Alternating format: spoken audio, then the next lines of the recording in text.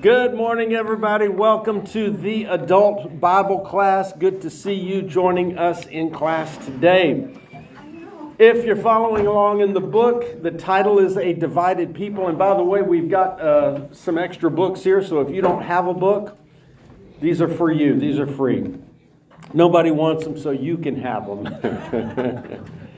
Today, I've supercharged the lesson to Showdown of the Prophets. Listen to this. 450 against 1. Those are the odds for this event today. 450 false prophets of Baal against Yahweh. How do you think that's going to turn out? Do you have any doubt that the Lord is going to win this showdown? Of course He's going to win this showdown. He doesn't lose. The Lord doesn't lose. He's got a perfect record. So 450, why are there 450 false prophets in Israel? That's a good question. And there's even more than this that are mentioned in our story. I think we'll read it. But let me tell you how we got here. At this point, Israel has been in the Promised Land for about 546 years approximately. So longer than they were slaves in Egypt. Now they've been in the Promised Land. 500 and something years in the Promised Land. They've had King Saul, King David, King Solomon. And then when Solomon's son rose to the throne, 10 of the 12 tribes of Israel revolted against Rehoboam. And they said, we don't want to have any more part in the house of David. And so 10 tribes split away from the house of David, and only one tribe followed David and Judah, and that was Benjamin. And so now we've got 10 tribes and 2 tribes. And our story today comes from the 10 tribes, the 10 northern rebellious tribes, the ones that broke away. And you might remember that as soon as they broke away, a man named Jeroboam became their king. He was not part of the Davidic line that God had promised would reign forever. He was an imposter.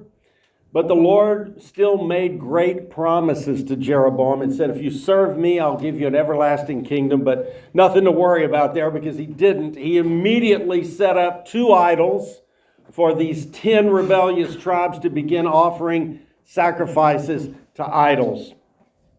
So it started out bad, and it only got worse. Next came King Nadab. He reigned for 2 years, and he was assassinated. Does that sound like God's people? Not really.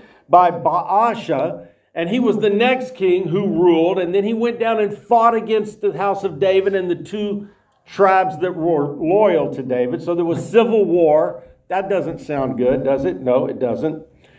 Baasha's son Elah followed him, and he reigned 2 years, but while he was drunk, he was assassinated by Zimri, the next king. Zimri reigned for 7 days. Until his palace was burned down by Omri.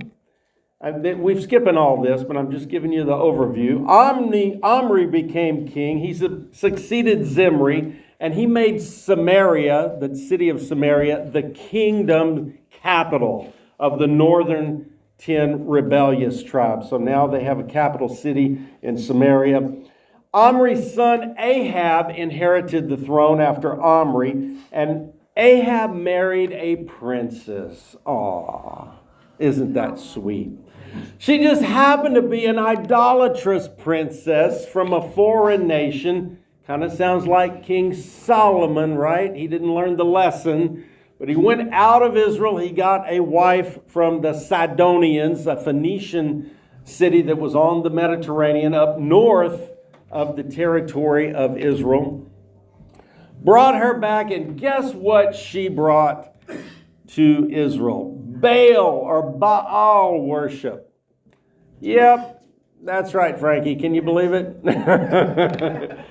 Frankie's shaking her head. Oh no. Baal worship is a fertility cult with idols and prostitutes.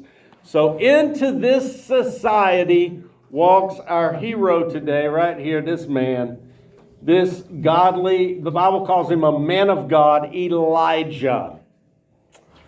And that's where our story takes place today. But let me ask you this. If the kingdom was promised to David to last forever, and the Messiah was coming from David and the tribe of Judah, the kingmaker tribe, why did the Lord continue to pursue these 10 rebellious northern tribes called the kingdom of Israel? Why didn't he just let them go? They wanted to live in idolatry, apparently. They did not want to follow God's leadership through the bloodline of David. Why did the Lord even send prophets to the northern kingdom of Israel, the 10 rebellious tribes? Well, that's a good question, isn't it? Don't you want to know the answer? I did. The Lord pursued the kingdom of Israel, not just the kingdom of Judah, not just the southern 2 tribes. Even though the Messiah would come through Judah, he continued to pursue those 10 tribes that rebelled. Why? Because his covenant was with the 12. The Lord made a covenant. He said, if you serve me, I will bless you. I will make you great. I will protect you. I will give you what you need. You will be the greatest if you serve me, if you live for me, if you obey the commandments. And so the Lord did not break his covenant with the 10 northern tribes, even though they cast off the leadership of David's family. Israel's obedience was also tied to the Lord's reputation in front of the nations. The Lord did not want Israel to be lost because that was his reputation. That was his representatives to the Gentiles, to the nations, to the entire world. God has never wanted to cut off the world. The world cuts God off, but God doesn't want to cut the world off. And so the Lord continued to reach for these people. And then Elijah, when he came and he called these 10 tribes to repent and come back to the Lord and repent of their idolatry, that foreshadows Jesus, who is calling the entire world to him. He's calling all people, all of God's people, and out of all the nations, those that hear his voice and answer his call are embedded into his family. And so the Lord did not cast them off, even though they cast off the Lord. That's a great lesson for us today. Once we come to the Lord and we're in Christ, he never stops pursuing us. He never stops chasing after us like a lover that refuses to be scorned. The Lord is not going to let us leave. Only if we refuse his advances will he eventually let us go. But we're not even close to that point. And as long as there's breath in life, there's hope. And so Elijah comes to these 10 rebellious tribes, and it's the mercy of God reaching out to them. He doesn't need them to complete his plan. He's got the house of David, and the Messiah is coming to the world through them. But the Lord still has a love covenant with these people. And that's why he sends them prophets to try and turn them back. Even though they will never formally reunite with the 2 tribes, God still calls them. All right, so the prophet Elijah, let me just show you this because this man is very notable. Elijah, we're only going to have 1 or 2 lessons that cover him. But let me just remind you of this. And I didn't show you, but I introduced a new color today on the color chart. Did anybody notice that? I was going to say, you did? Baptismal blue. It's baptismal blue. That's right. That's baptismal blue. Not the same as this true blue. This is New Testament true blue. But this is baptismal blue. John the Baptist, we'll be seeing him in the New Testament. But the Bible says he came in the spirit and the power of Elijah, this prophet that we're talking about in our lesson today. And then Elijah appears on the Mount of Transfiguration along with Moses and Jesus, and the Bible says they're talking about his suffering and his departure.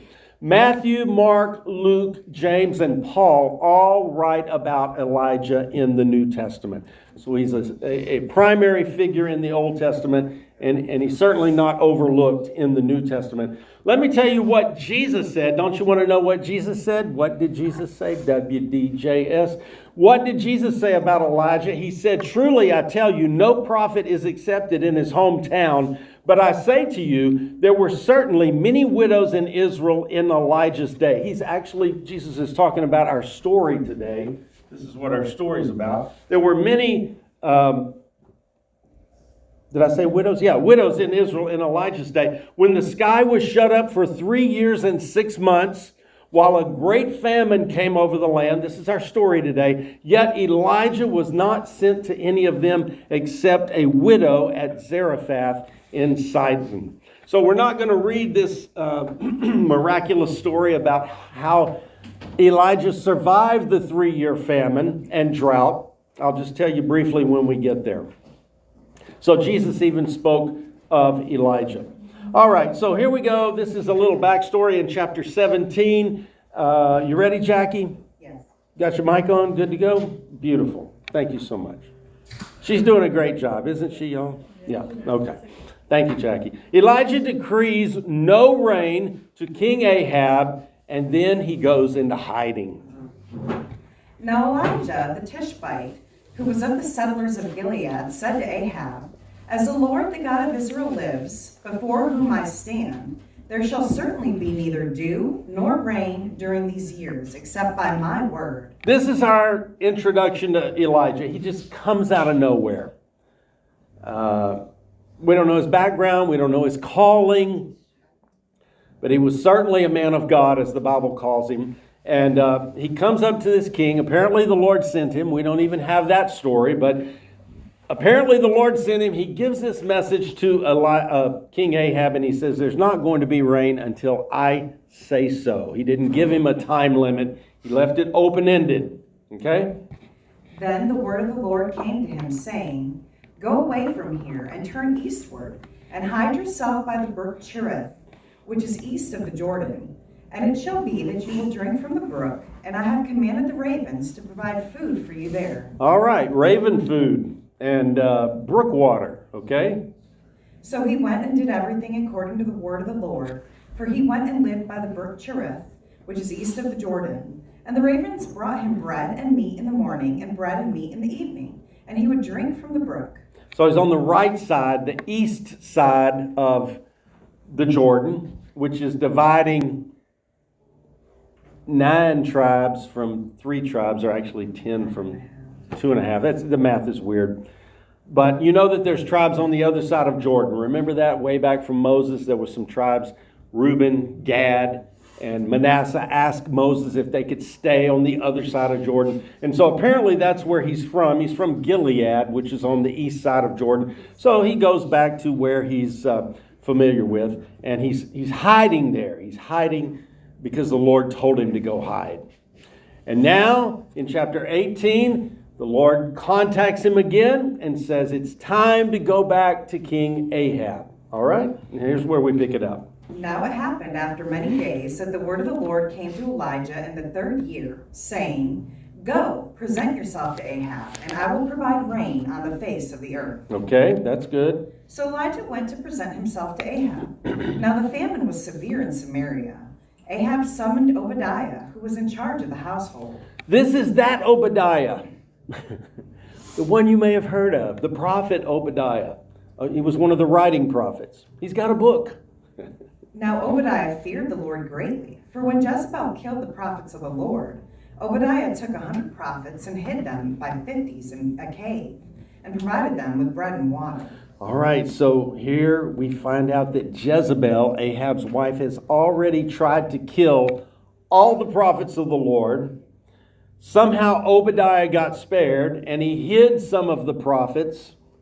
And apparently he didn't even know about Elijah hiding by the brook. But here they're going to meet. He's going to meet Obadiah, and he's going to send Obadiah and say, "Go tell Ahab that I want to meet with him."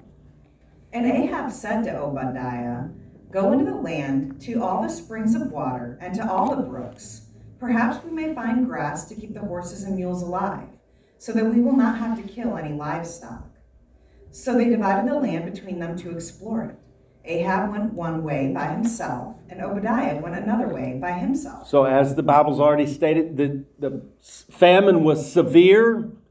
There's no water for the animals. They're going out looking for water, looking for puddles of water, looking for water somewhere, some reserve, some reservoir, so that they don't have to kill the animals. Now as Obadiah was on the way, behold, Elijah met him. Oh, what a coincidence. And he recognized him and fell on his face and said, "Is it you, Elijah, my master?" And he said to him, "It is I. Go, say to your master, behold, Elijah is here." So Elijah says, go tell the king that I'm here. I'm back. I'm back from the brook. But he said, "What sin have I committed that you are handing your servant over to Ahab to put me to death?" oh, let's get some more detail on that. "As surely as the Lord your God lives, there is no nation or kingdom to which my master has not sent word to search for you. And whenever they say he is not here, he makes the kingdom or nation swear that they could not find you. Yet now you are saying, go say to your master, behold, Elijah is here." So Ahab knew that Elijah was the key to breaking this famine and this drought. And he sent many people out looking. They've been looking. Every nation. They've sent to every nation. There's no nation or kingdom where they didn't look for Elijah. They forgot to look at the brook Cherith over in Gilead. He was right there where the ravens were feeding him. But they couldn't find him. And if they can't find him, well, they keep looking. And he says, go say to your master, I'm here. I popped in. I showed up. And Obadiah's afraid. He's afraid that if he tells Ahab that Elijah's here and then Elijah disappears again, that Ahab will kill him. What did he say? "And it will come about when I leave you that the Spirit of the Lord will carry you to where I do not know. So when I come and inform Ahab and he cannot find you, he will kill me, though I, your servant, have feared the Lord from my youth. Has it not been reported to my master what I did when Jezebel killed the prophets of the Lord, that I had hid 100 prophets of the Lord by 50s in a cave and provided them with bread and water?" He's letting Elijah know that, hey, I've protected some prophets, but don't send me to Ahab. He will kill me if I can't find you later. "Yet now you are saying, go, say to your master, behold, Elijah is here. He will then kill me." Then Elijah said, "As surely as the Lord of armies lives, before whom I stand, I will certainly present myself to him today." So Obadiah went to meet Ahab and informed him. Then Ahab went to meet Elijah. So Elijah gave Obadiah his word. He said, I promise you go tell him, and I will meet with the king Ahab today. When Ahab saw Elijah, Ahab said to him, "Is this you, the cause of disaster to Israel?" He said, "I have not brought disaster to Israel, but you and your father's house have, because you have abandoned the commandments of the Lord, and you have followed the Baals. Now then, send orders and gather to me all Israel at Mount Carmel, together with 450 prophets of Baal and 400 prophets of the Asherah, who eat at Jezebel's table." All right, so 850 prophets. You think that's enough? They were all false. Didn't matter how many they had. They could have had 10,000. It would not have mattered because they were all false prophets. You only need one good one, right? You only need one good prophet. Don't need a lot. Just one good one's all you need, really. All right, and so now Elijah is going to challenge the nation, that's the 10 rebellious tribes, to choose who they're going to serve. There's going to be a showdown. So Ahab sent orders among all the sons of Israel and brought the prophets together at Mount Carmel. Then Elijah approached all the people and said, "How long are you going to struggle with the two choices? If the Lord is God, follow him, but if Baal, follow him." But the people did not answer him so much as a word. They were a little afraid to say anything. They didn't want to commit to the Lord, but yet they didn't want to really commit to the Baals either. The Baals, the Baals. Oops, sorry. apparently, they were trying to worship the Lord and Baal at the same time. In fact, it seems like from some of the readings that they were using the Baal as a symbol to worship the Lord. That seems to be what happened at the golden calf incident at the bottom of Mount Sinai when Moses went up to get the 10 Commandments. Aaron said, "Behold, Israel, this is your God that brought you up out of Egypt." Remember he said that? So he was telling them, worship Yahweh through this golden calf. That seems to be the message that Aaron gave Israel that day at Mount Sinai. And it seems like this is what they're doing again here, is that they're trying to worship Yahweh the Lord, but doing it through this Baal idol, these idols. So the people don't want to commit, they don't want to answer Elijah, so he's going to force the issue. Then Elijah said to the people, "I alone am left as a prophet of the Lord, while Baal's prophets are 450 men. Now then, give us 2 oxen and have them choose the one ox for themselves and cut it up and place it on the wood, but put no fire under it. And I will prepare the other ox and will put no fire under it. Then you call on the name of your God, and I will call on the name of the Lord. And the God who answers by fire, let him be God." And all the people said, "That's a good idea." I think they maybe have wanted to, some of them wanted to turn back to the Lord, but they just couldn't stand up to the peer pressure. They just couldn't stand up to Ahab, King Ahab, and Jezebel. She's already killed many prophets of the Lord. And so I feel like there were some good people here, some people that wanted to serve the Lord, that knew that the idols were wrong, but they just couldn't stand up to the pressure of the entire nation basically going along with this Baal worship. All right, and so now the 450 false prophets of Baal begin trying to call Baal, but guess what? He can't hear. He can't hear. All right, Jackie, here we go. So Elijah said to the prophets of Baal, "Choose the one ox for yourselves and prepare it first, since there are many of you, and call on the name of your God, but put no fire under the ox." Okay.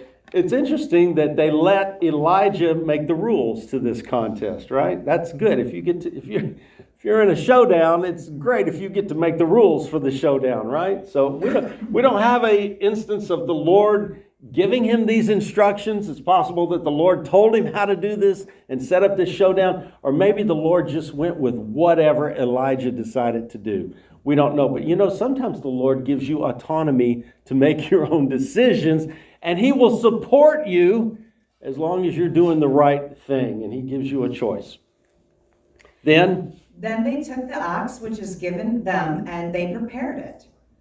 And they called on the name of Baal from morning until noon, saying, "O Baal, answer us." But there was no voice, and no one answered. And they limped about the altar which they had made.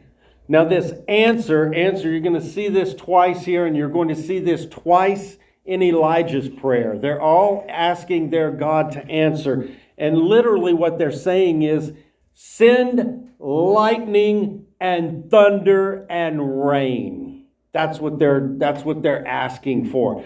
Because the lightning indicates that it's getting ready to rain, right? But the lightning is going to burn the sacrifice if their God will hear and answer. So that's basic. We don't really get that in the English, but that's basically what they're saying. Answer us by sending fire. That was already the deal that they had agreed to. The God that answers by fire, or in this case, it was lightning. We think it was lightning. It sounds like lightning. It acts like lightning. The lightning, which would indicate there's a storm coming, and that would break the famine by breaking the drought, right? So they're trying to break the drought.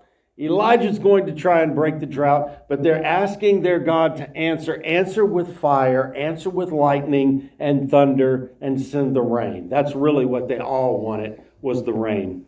So, now, we're not reading out of the contemporary English version this morning, but if we were, it would say something like this.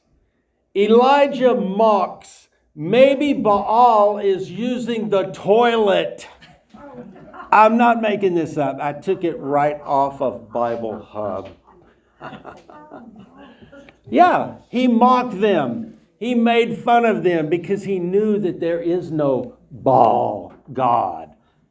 It's just a dumb rock or a dumb piece of wood. And so he had no problem mocking and making fun of Baal. And at noon, Elijah ridiculed them and said, call out with a louder voice, since he is a god. Undoubtedly, he is attending to business. And that's the phrase that could also be interpreted. He could be in the bathroom. He could be using the bathroom. So give him a little time to answer. Or he is on the way, meaning he's traveling. Or he is on a journey. Or perhaps Baal is asleep and you need to wake him up. Of course, he's mocking them, right? He's just mocking them. So they cried out with a loud voice. They responded to his mocking, and they tried harder. And they cut themselves, according to their custom, with swords and lances until blood gushed out on them. They started at 9 a.m. At midday, they raved until the time of the evening sacrifice. That would have been 3 p.m. But there was no voice, no one answered, and no one even paid attention. Why? Because Baal does not exist except in people's minds. He's not a god. So 3 more hours afternoon, a total of 6 hours from 9 a.m. till 3 p.m, no lightning, no thunder, and no rain. They're still in a famine and a drought. And now Elijah, their time's up. He gives them 6 hours. He cuts them off. He says, that's enough. My turn. Then Elijah said to all the people, come forward to me. So all the people came forward to him, and he repaired the altar of the Lord, which had been torn down. Then Elijah took 12 stones, corresponding to the number of the tribes of the son of Jacob, to whom the word of the Lord had come, saying, Israel shall be your name. So in Elijah's mind, the nation should still be 12 united tribes. And when he builds his altar, he doesn't build it with 10 stones. He builds it with 12 stones because it's a lesson to them that we should still be a united kingdom. We should all be under David's family's leadership. We should be following the sons of David's sons. And we shouldn't be rebelling against them. But here we are, 10 against 2 and 450 against 1. But the Lord is never concerned with lopsided odds. He doesn't work through majorities. In fact, he loves to work through minorities. He loves to work through the small and the weak. We saw that this past week in Psalm chapter 8. He can even work through babies. All right, and so he's taking 12 stones, reminding them that really we are 12 tribes that came from Jacob. So he rebuilds the altar, and with the stones he built an altar in the name of the Lord. Notice that he's outside of the kingdom of Judah, which is where the Davidson family is ruling. And this is the only legitimate altar that we find up in the 10 northern tribes. Now, remember, Jeroboam had built some altars, and he made some false priests, and he made some false holidays. But this is a altar in the name of the Lord, and it's the only altar up in those 10 tribes that is built to the Lord. All the other altars up there were for idolatry. And so Elijah builds this altar for the Lord. Then he laid out the wood, and he cut the ox in pieces, and he placed it on the wood, and he said, fill 4 jars with water and pour it on the burnt offering. It wasn't burnt yet, but assuming it's going to be burnt. And on the wood. And he said, do it a second time. And they did it a second time. And then he said, do it a third time. And they did it a third time. So 4 jars times 3 dousings of water equals that number 12 again, right? That number 12. He's just reinforcing we're 12 tribes. We should be together. We should be united. It's like Elijah can't get over the fact that they're split now into 2 nations. The water flowed around the altar, and he also filled up the trench around the altar. Now he's going to pray. Oh, sorry, Jackie. There you go. Then at the time of the offering of the evening sacrifice, Elijah the prophet approached and said, Lord God of Abraham, Isaac, and Israel, today let it be known that you are God in Israel, and that I am your servant, and that I have done all these things at your word. Answer me, Lord, answer me, so that this people may know that you, Lord, are God, and that you have turned their heart back. This is what Elijah's purpose is. It's not even to break the drought. It's not even to bring the rain. The most important thing to Elijah is that these people's hearts turn back to the Lord. He would love it if the 12 tribes could reunite, I think, given the fact that he did the 12 stones and the 12 dousings of water on the sacrifice and on the altar and in the trench. He's focused on that unity of the 12 tribes. And he said, Lord, answer me for this purpose, not for rain, not to break the drought, but to turn your people's hearts back to you. That was his desire. That was his purpose. That's what he wanted. He wanted the tribes to all come back to the Lord. And notice he uses this phrase again, answer me. He's saying, answer with fire.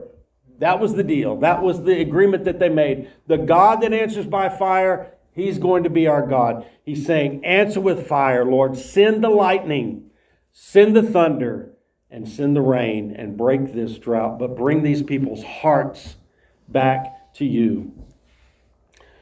Now, don't you know the fire is going to fall?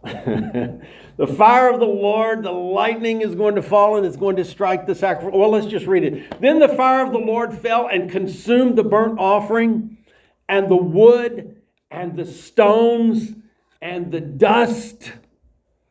It was hot. And it licked up all the water that was in the trench. What an amazing thing. And so many people saw this that day. When all the people saw this, they fell on their faces. Can you imagine how loud the thunderclap was right there? They were right there where the lightning struck. It was a massive strike of lightning. You know how scary thunder can be when it shakes your chest, right? You've heard it where it like, ooh, I felt that. When all the people saw this, they fell on their faces. They said, the Lord Yahweh, He is God. The Lord Yahweh, He is God. I'm sure it scared them. That's okay. It's okay if you're afraid of the Lord. That's the beginning of wisdom. The fear of the Lord is the beginning of wisdom. Then Elijah said, as soon as they said, the Lord is God, the Lord is God, he said, seize the prophets of Baal. He tells the people, do not let one of them escape.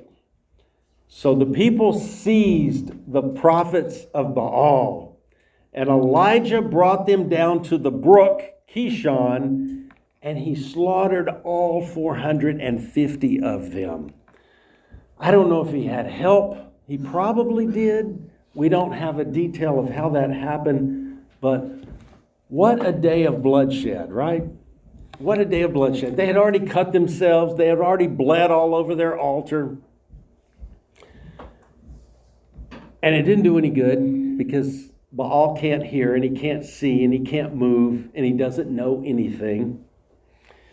But they seized those prophets and they took them down to another brook, and then Elijah had them all killed. Wow. Now what about the rain? It hasn't come yet, right?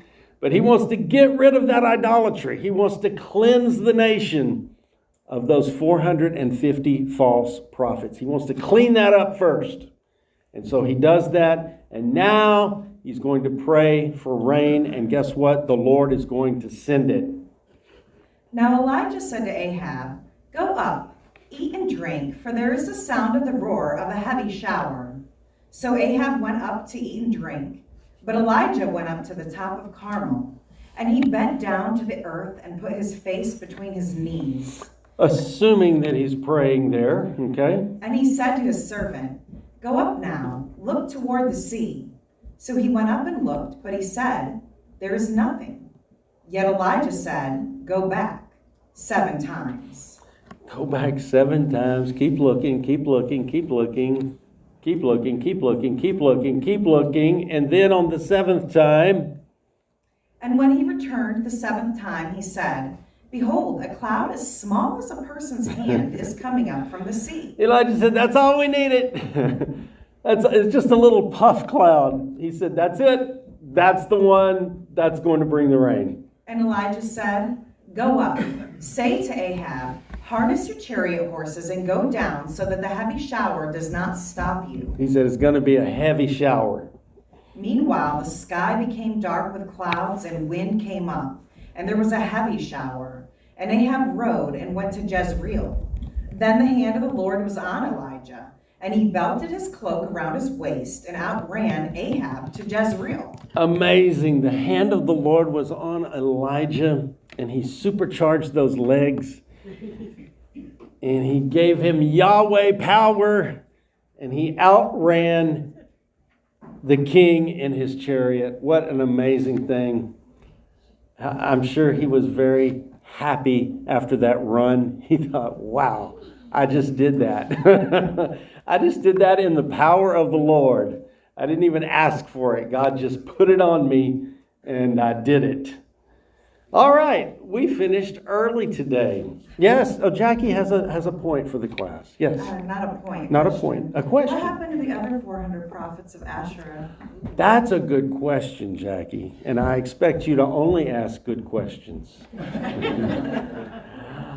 I will have to find out and let you know. But you saw that there was 400, did it say prophetesses?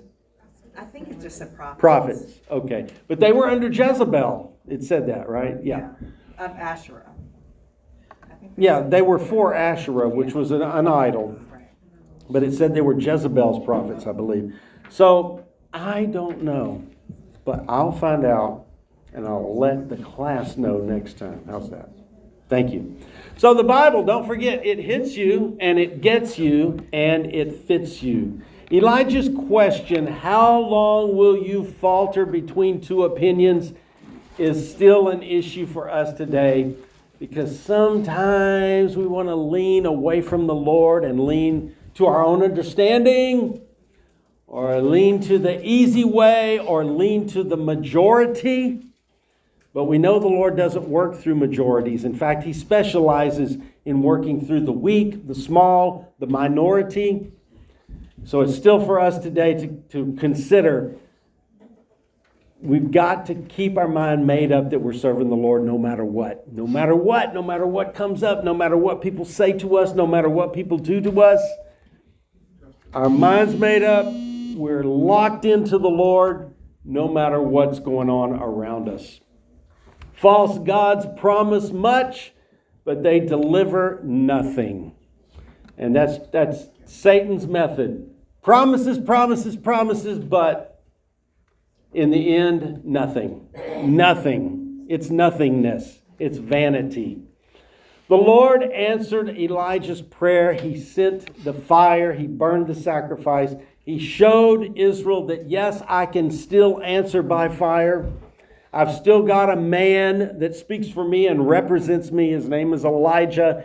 Even though this entire nation is corrupt, the king is corrupt, the king's wife is corrupt, but the Lord is still dealing with these 10 tribes because it's part of His covenant with Jacob and Israel. Truth does not depend on the majority. Of course, we see that, we know that, but I just wanted to restate it to you. Don't look for the majority when you're looking for truth.